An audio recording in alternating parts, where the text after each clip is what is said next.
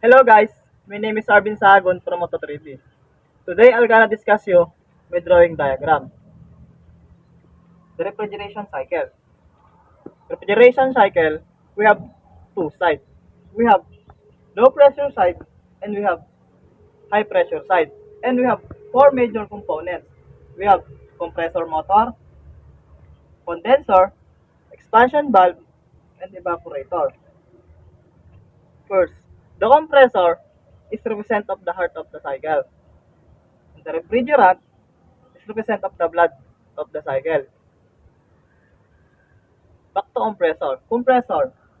The compressor takes in a low pressure and low temperature vapor with 45 to 65 psi from the evaporator.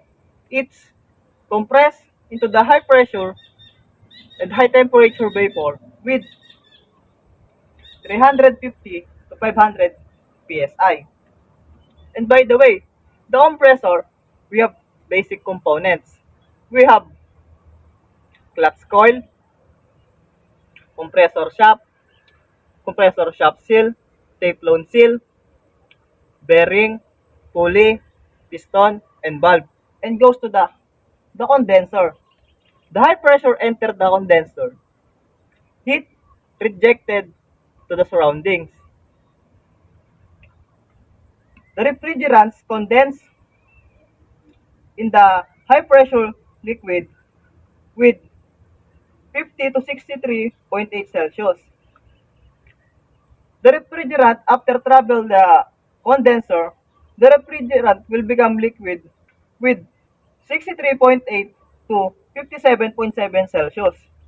And by the way, the condenser, we have basic components.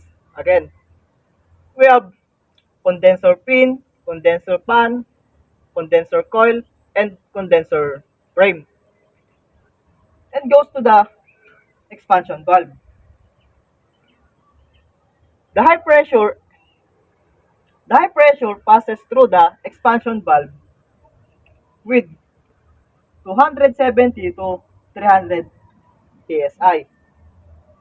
Pressure drop suddenly producing pressure drop suddenly producing to low pressure and low temperature liquid with 69 to 75 psi. And by the way, the expansion valve, we have basic components again. We have power head, main body, cap, valve, coil, inlet, and outlet. And goes to the evaporator. The refrigerant absorb absorb heat to the refrigerated space. It's evaporates into the low pressure vapor with 44 to 66 Celsius. And and after the refrigerant will become vapor again with 55 to 12.2 Celsius.